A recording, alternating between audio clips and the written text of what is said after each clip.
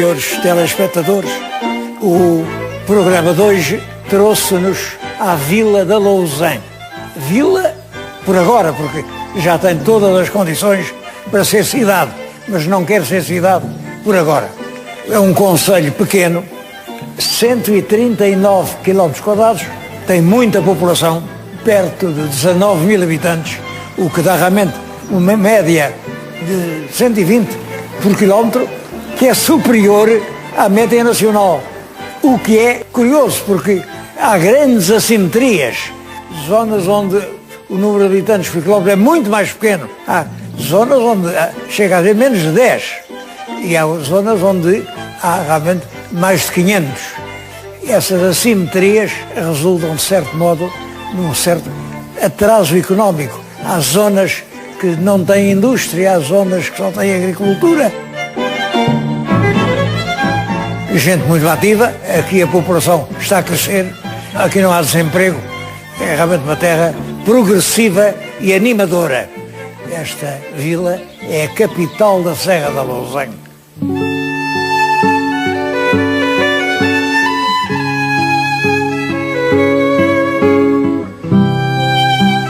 Eu vim dizer-lhes isto aqui no Salão Nobre da Câmara Municipal e ao fundo está um quadro, é uma tela do grande pintor Carlos Reis. Eu já lhes falei em Carlos Reis, é uma das grandes figuras da arte portuguesa do princípio do século XX. Ele apaixonou-se completamente aqui para Lousã, para a Serra da Lousã. Veio viver para aqui e a Serra deu-lhe o motivo para muitos dos seus quadros. É já um quadro de crepúsculo, já não tem aquele sol magnífico que brilha nas telas de Carlos Reis, mas ainda é uma coisa muito bonita.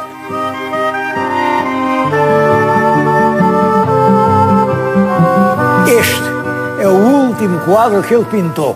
Um grande quadro que representa dois cavaleiros que se embrenham na floresta. É o rei de Conímbriga e a filha, a princesa Peralta. O rei, que tem que ir para a guerra, quer deixar a filha e os seus tesouros bem acautelados. Então leva para um castelo que havia no meio da floresta e ficou lá encantada a princesa e os tesouros. Esta lenda da princesa e do rei é pura lenda. É pura lenda, mas olhem que eu ainda há pouco tempo estive lá e vi que havia buracos na terra, de pessoas que vão lá a ver se encontram os tesouros que o rei ali escondeu e encantou. É claro que isto é uma lenda, não tem pés nem cabeça. Sabemos muito bem que quem fez o castelo não foi o rei de Conímbriga, mas quase que foi. Foi o conde Seznando, que era o governador de Conímbriga e de todas estas terras do condado conimbricense, que iam até lá acima, quase até ao Douro.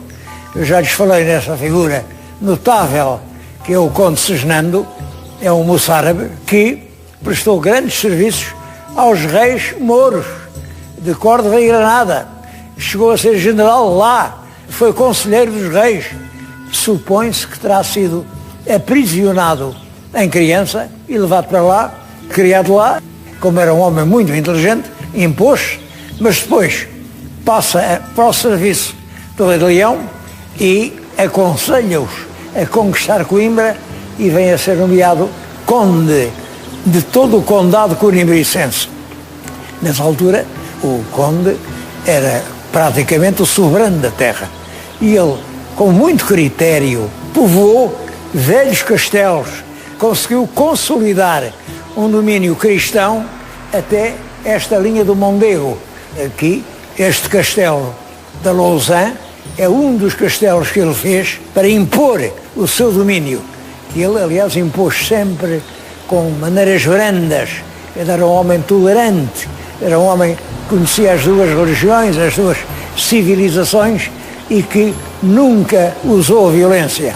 É uma grande figura do pré-histórico português. O Castelo da Lousã é, pelo seu enquadramento paisagístico, talvez o mais poético, o mais evocador que há em Portugal. Não tem grandes façanhas de guerra para contar, foi feito quando aqui passava a fronteira do Condado Cunibricense, passado pouco mais de meio século. Dom Afonso Henriques conquista Santarém e Lisboa e, portanto, a fronteira passa para a linha do Tejo. E realmente este castelo é um castelo poético e foi dado pelo rei Dom Dinis a um filho chamado Dom João Afonso. E era o alferes-mor do reino. Alferes-mor era o chefe do exército, um posto que mais tarde chamou-se condestável. A palavra condestável é trazida pelos ingleses e vem de comes stabuli. Era o conde que mandava nos estábulos. Nos estábulos estavam os cavalos. Isso quer dizer, era o chefe da cavalaria. E como a cavalaria é que fazia as batalhas, era o chefe do exército. E a palavra condestável teve assim um prestígio enorme, que ele só aumentou com o condestável no Novas Pereira. Mas enfim, este Dom João Afonso é o condestável do reino e, portanto, é ele quem comanda as tropas do rei na guerra civil contra o infante rebelde, o futuro Dom Afonso IV. Como sabem, eu tenho insistido muito nisso, Dom Afonso IV revolta-se contra o pai em nome dos conselhos, em nome do povo, em nome dos pequenos. O que ele diz é que o rei não sabe fazer justiça. E é uma guerra cruel, uma guerra que dura 5 anos e que termina realmente pela derrota de Dom Dinis. E é o Dom Afonso IV quem tem tudo na mão.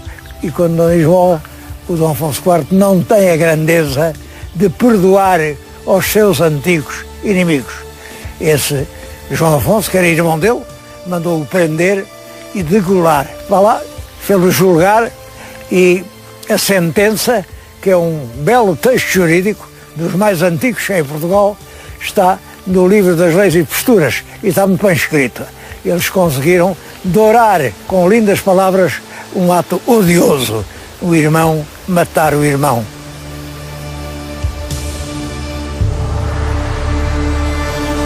Os senhores aqui da Lousã nunca tiveram grande sorte. Depois desse Dom João Afonso, Lousã foi dada ao infante Dom Pedro, o infante das 7 partidas, o infante que era filho do Dom João I e foi regente do reino durante 10 anos, quando morreu Dom Duarte. Bom, a figura de Dom Pedro é uma figura muito complexa. Não queria largar a regência e dirigia-se para Lisboa, à frente de um pequeno exército, e já estava em Alfarrobeira, que é ali onde está hoje a portagem, é mesmo à porta de Lisboa, para se fazer forte com a população de Lisboa. O rei, ou quem mandava por ele, mandou o exército real atravessar-se no caminho e, quando o combate começava, um besteiro atravessou com um tiro de besta e matou. Portanto, é um pequeno combate que não faz os mortos, mas morre ali às portas de Lisboa o infante Dom Pedro. Depois, outro dono disto, olha, era o senhor Dom Jorge. O senhor Dom Jorge era filho do rei Dom João II. Viveu toda a vida em Palmela e foi uma pobre criatura. Eu conheço histórias do senhor Dom Jorge que dão a ideia de que era até um atrasado mental. Por exemplo, foi lá um homem querer vender uma cebola ou qualquer coisa. Ele comprou-a e pagou com um valor que era 1000 vezes superior ao que aquilo valia. Um dos ajudantes disse ao Sr. Dom Jorge, isso não é 1000, isso é 10. E ele respondeu, eu sou príncipe e um príncipe gasta sem contar. Ora bem, quem gasta sem contar é tonto. Esta terra é dada à Casa de Aveiro. A Casa de Aveiro é uma casa ducal muito infeliz. Os duques de Aveiro estiveram, do modo geral, contra a independência de Portugal. Combateram contra Portugal. E o último duque de Aveiro tem um fim trágico. É realmente chacinado com uma grande crueldade e depois queimado vivo naquele trágico patíbulo de Belém. Isso é uma das páginas mais tristes da história do tempo de Pombal. Portanto, esta terra nunca deu sorte a quem a teve. A propriedade dividiu-se, as terras são boas, e vieram para aqui numerosos proprietários nobres e por isso hoje esta Lausanne é uma terra tão bonita, tem imensas casas afidalgadas, solarengas. Isso deve-se à divisão da propriedade por grandes famílias que a ocuparam depois do confisco aos duques de Aveiro.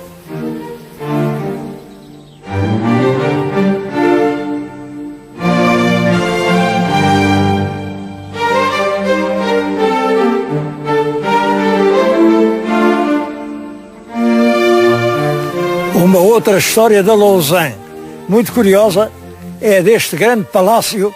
Hoje é um hotel de 4 estrelas, mas isto era o solar, era a casa dos Salazares. É claro que isto lembra logo o nome do estadista. Isto não tem nada a ver com ele. Esta foi construída por um magistrado, o desembargador Bernardo Salazar Sarmento de Essa e Alarcão. Não há ligação nenhuma com o nome do estadista, que tinha uma casinha que, a comparar com isto, é nada. É uma casinha muito humilde à beira da estrada, no Vimieiro, o Maldiola, junto de Santa Combadão. Mas é capaz no futuro ainda vir a haver confusões. Não, esta casa hoje é um magnífico hotel, foi construída por esse magistrado, ganhou muito dinheiro, não sei como, e casou com uma senhora muito rica. Ora bem, a história desta lenda é a seguinte. Diz que na terceira invasão francesa, o Marechal Massena, que era o comandante do exército francês, se instalou aqui. Isto era a melhor casa da Lausanne. Instalou-se aqui e estava a começar o seu jantar. O jantar nessa altura era ao meio-dia. E trouxeram na terrina de sopa perfumada e quente. Ele ia a servir-se quando se ouviu a restaurada dos ingleses e portugueses, que chegavam na perseguição do exército francês. Então, o Marechal Massena levantou-se, correu, montou-se no seu cavalo e fugiu. Atrás vinha já o general Wellesley, que era o comandante do exército inglês. Subiu e serviram a sopa ainda quente. Portanto, guardado estava a sopa para quem havia de comer. O general Wellesley, que depois foi duque de Wellington, nunca esteve aqui. Uma cena é difícil de poder estado. Nada disto é verdade. É certo que aqui, na Lausanne, quando o exército francês retirava, chegou ali uma ponte, a ponte da Foz do Aroce, e não puderam passar depressa, perderam umas horas. Esta ponte é medieval e, portanto, é uma ponte muito estreita. É uma ponte onde apenas pode passar um carro de cada vez. Ora bem, um exército a retirar é uma multidão. Além dos milhares de homens, era tudo puxado a cavalos. Há milhares de viaturas, aos canhões, às carretas das munições, são muitas viaturas. E é tudo isso que chega aqui diante da ponte e para passar tem que parar. Bom, é noite, está mau tempo, alguns franceses aflitos atiraram-se ao rio para passar a val, mas esses morreram, porque realmente o rio ia turbulento e caudaloso. Entretanto, uma força francesa, ali naqueles montes, mantinha em respeito o exército anglo-luso. É um exército que nunca passa quando vai ser fuzilado. Ficaram lá e deu as horas bastantes para que o exército francês acabasse de passar a ponte e se dirigisse em direção à fronteira. Mesmo assim, os relatórios oficiais falam ainda em 200 mortos do lado francês. Uma parte seria pelo fogo do exército anglo-luso, outra parte seria pela imprudência dos soldados que se atiraram ao rio.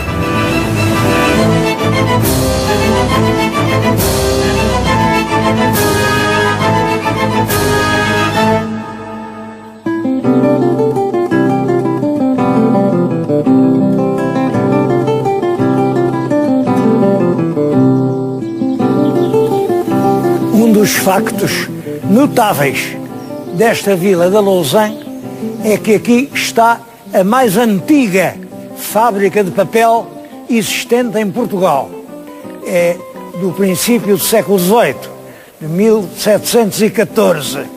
É nessa altura que o Dom João V dá uma série de privilégios a um italiano para aqui fabricar papel. O italiano era um Ottone.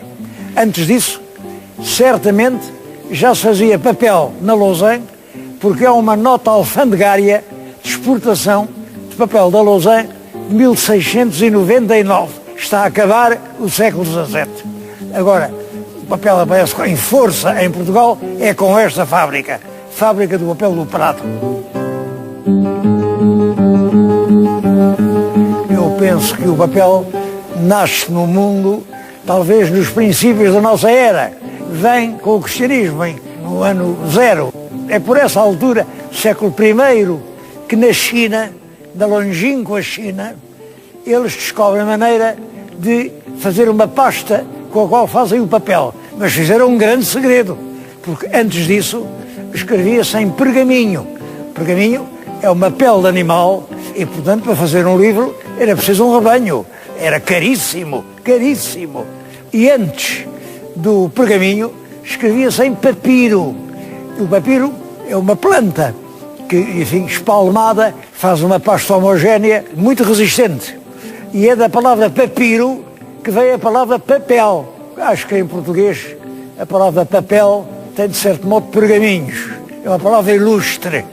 O grande Camões, no mais belo dos seus poemas, o mais emocionante, que é a famosa Canção 10ª, em que ele conta a sua vida, começa assim: vinde cá, meu tão certo secretário, papel com quem a pena desafogo, digamos mal tamanho, adeus ao mundo, às gentes, a quem já muitas vezes o contei, tanto de balde como conto agora, mas já que para errores foi nascido, virei este a ser um deles, não duvido.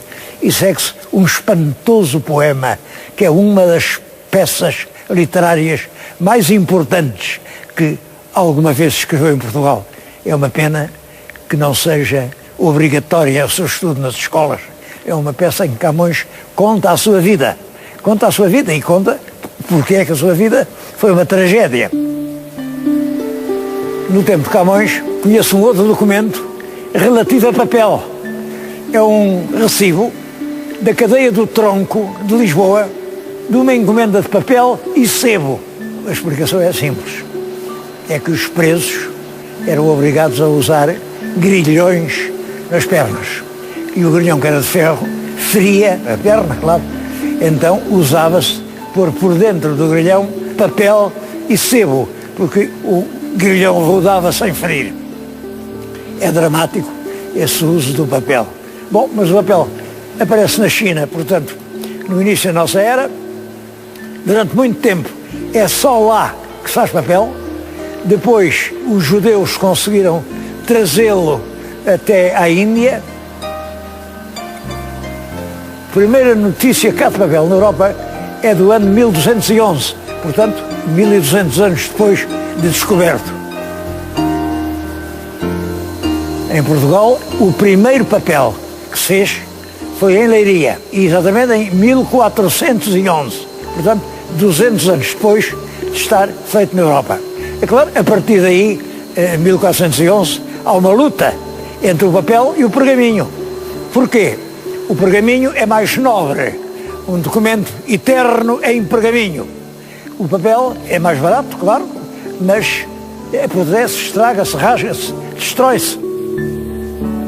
O rei Dom Dinis faz uma lei obrigando que os documentos oficiais sejam em pergaminho.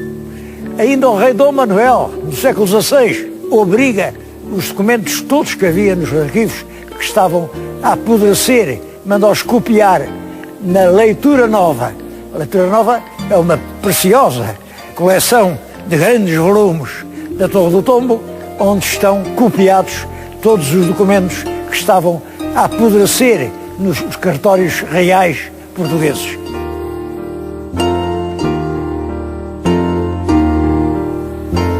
É uma pena que a Leitura Nova ainda não tenha sido publicada.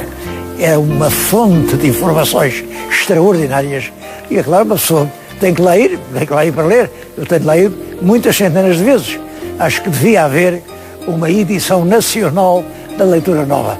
Além disso, é uma peça muito bonita porque Cada volume, cada abertura tem uma iluminação. E algumas delas muito bonitas, muito bonitas.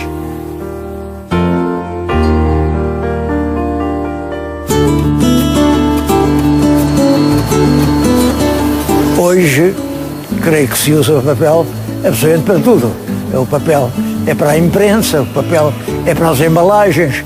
Posso-lhes dizer que por cada português gastam-se 115 quilos de papel por ano.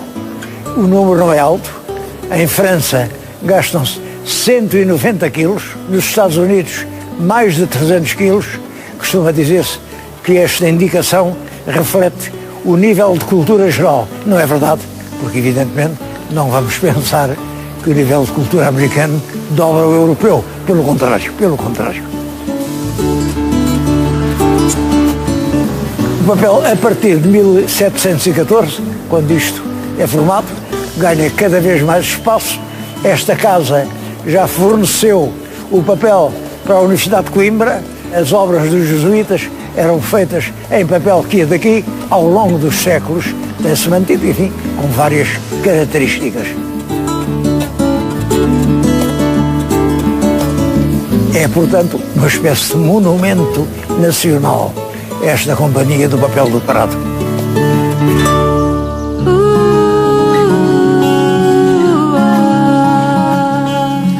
Uma outra realidade impressionante aqui no Concelho de Lausanne é a ressurreição das aldeias moribundas. Em todo o país, as aldeias estão a morrer. A civilização implica uma exigência de serviços, de utilidades, que, é claro, não se podem concentrar em todas as aldeias. Portanto, só sai da aldeia para a vila, da vila para a cidade, onde há tudo. E as aldeias ficam abandonadas e caem em ruínas. Aqui, as aldeias foram assistidas, puseram todas as coisas de base, a eletricidade, a água, os telefones, os acessos, e as aldeias hoje, 5 aldeias, são paraísos turísticos. Todas aquelas casas estão ocupadas ou são ocupadas nas férias. É uma beleza isto.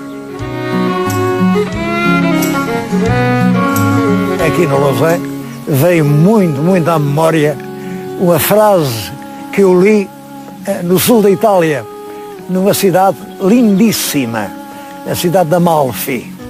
Os amalfitanos que morrerem e forem para o paraíso não vão notar diferença nenhuma. Eu creio que não são só os amalfitanos, também são os lausanenses.